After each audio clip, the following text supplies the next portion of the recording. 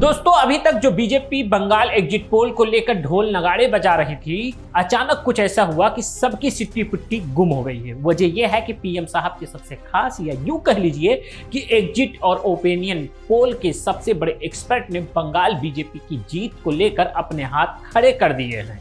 जैसे ही यह बयान सामने आया, पूरी सियासत में हड़कंप मच गया है। पीएम साहब के खास एग्जिट पोल के एक्सपर्ट के इस दावे के बाद जहां तमाम दूसरे एग्जिट पोल फर्जी साबित होते दिख रहे हैं, वहीं बंगाल में बीजेपी की जीत अब खटाई में पड़ती नजर आ रही है।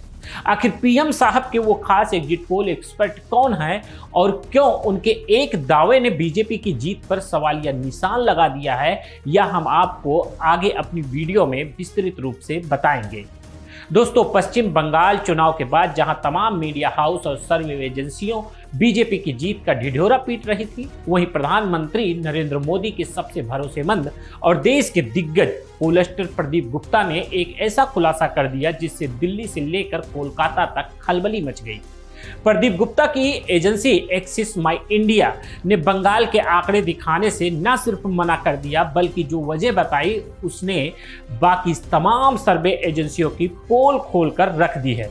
आपको बता दें कि जब भी देश में चुनाव होते हैं तो सबकी नजरें प्रदीप गुप्ता और एक्सिस माई इंडिया पर टिकी होती हैं, लेकिन इस बार बंगाल के मामले में बहुत कुछ अजीब हुआ है।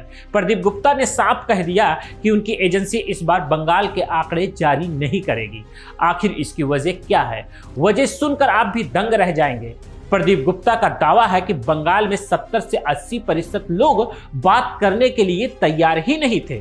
प्रदीप गुप्ता का कहना है कि जब उनकी टीम सर्वे टीम फील्ड पर गई तो लोगों ने अपना मुंह बंद कर लिया।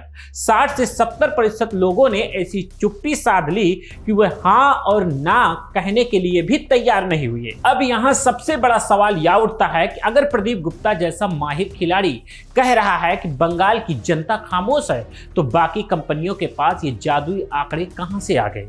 क्या वह आंकड़े किसी लैब में तैयार किए गए हैं या फिर सिर्फ साहब को खुश करने के लिए टीवी चैनलों पर चलाए जा रहे हैं? वैसे तो प्रदीप गुप्ता की ईमानदारी पर सवाल उठाना मुश्किल है, लेकिन उनके संबंधों पर चर्चा हमेशा होती रहती है। इस बात में कोई दो राय नहीं है कि प्रदीप गुप्ता अपने काम के प्रति बहुत वफादार हैं, लेकिन यह बात भी जगजाहिर हो चुकी है कि बीजेपी के समर्थक भी हैं। हरियाणा और दिल्ली चुनाव के दौरान यह तथ्य सामने आ चुका है कि बीजेपी के लिए रणनीतिक तौर पर काम करते हैं।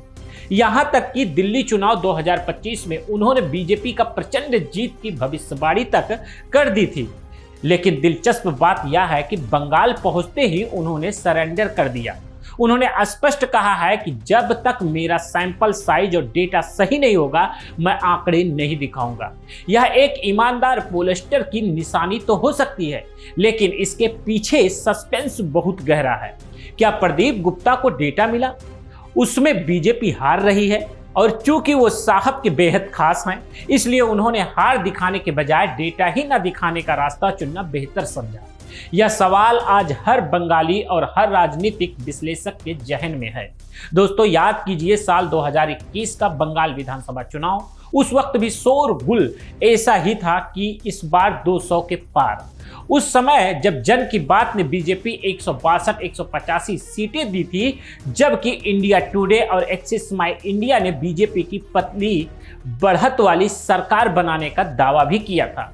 लेकिन जब 2 मई 2021 को नतीजे आए तो मंजर कुछ और ही था। ममता बनर्जी की टीएमसी ने 215 सीटें जीतकर एक सियासी सुनामी ला दी थी और 200 पार का दावा करने वाली बीजेपी महज 77 सीटों पर सिमट कर रह गई। उस वक्त के एग्जिट पोल औसतन टीएमसी को 61 सीटें कम और बीजेपी को 49 सीटें ज्यादा दिखा रहे थे। यानी 2021 में भी इन एजेंसियों ने एक फेक नैरेटिव सेट करने की पुरजोर कोशिश की थी, जो शायद इस बार दोहराई जा रही है। हालांकि इस बार एक बड़ा मामला चर्चे में है। एक तरफ टीवी चैनलों के चमचमाते एग्जिट पोल हैं, दूसरी तरफ टीएमसी का इंटरनल सर्वे है। टीएमसी के सूत्रों के मुताबिक अगर बात करें तो इंटरनल रिपोर्ट के मुताबिक ममता बनर्जी की पार्टी इस बार भी 226 से ज्यादा सीटें जीतने का दावा कर रही है। टीएमसी का तर्क है कि महालक्ष्मी भंडार और कन्याश्री जैसी जन कल्याणकारी योजनाओं ने महिलाओं के बीच ऐसी गहरी पैठ बनाई है कि बीजेपी का ध्रुवीकरण वाला कार्ड पूरी तरह से फेल है। उनका इंटरनल सर्वे कहता है कि टीएमसी ग्रामीण बंगाल और महिला वोटरों के दम पर बहुमत के आंकड़े 148 को बहुत पीछे छोड़ देगी। यहां तक कि पीपल्स पल्स जैसे कुछ पोलस्टर्स ने टीएमसी को 177 से 187 सीटें दी है, जो बीजेपी की हार की ओर इशारा कर रहा है। ऐसे में अब सबसे बड़ा सवाल यह है कि अगर बंगाल में 80% जनता खामोश है तो चाणक्य एजेंसी या चाणक्य सेटिंग मटराइज जैसी एजेंसी बीजेपी की इतनी बढ़त कैसे बता दे रही है? क्या ये सर्वे एजेंसियां जनता का असल मूड भांपने के बजाय सिर्फ बाजार और सत्ता का मूड भांप रही थी? प्रदीप गुप्ता ने पहले ही कहा है कि एक दिन के बाद आंकड़े दिखाएंगे, लेकिन फिर वो अचानक मुकर गए। क्या उनके ऊपर से कोई भारी दबाव था? सच तो यह है कि बंगाल की जनता खामोश नहीं है, बल्कि वह सावधान है। उसने अपना फैसला बैलेट बॉक्स में पूरी तरह से बंद कर दिया है। 4 मई को जब नतीजे आएंगे तब असली हकीकत पता चलेगी कि लोकतंत्र की जीत हुई है या डेटा के हेर फेर की। दोस्तों, अंत में यही कहूंगा कि एग्जिट पोल सिर्फ एक मनोरंजन का जरिया बनकर रह गया है। असली सच्चाई 4 मई को ही सामने आएगी। प्रदीप गुप्ता का डेटा दिखाने से पीछे हट रहे हैं। इस बात का पुख्ता सबूत है कि बंगाल में कुछ तो बड़ा हो ही रहा है, जो कम से कम बीजेपी के हक में नहीं दिख रहा है।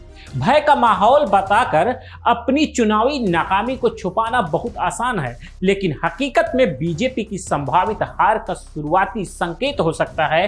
क्या आपको लगता है इस बार भी एग्जिट पोल 2021 की तरह गलत और फर्जी साबित होगा? क्या बंगाल में फिर से खेला होने जा रहा है? अपनी राय कमेंट बॉक्स में जरूर बताएं। वीडियो को लाइक करें, शेयर करें और निष्पक्ष खबरों के लिए आप देखते रहिए हमारा चैनल। फिर मिलते हैं अगले वीडियो में, तब तक के लिए नमस्कार।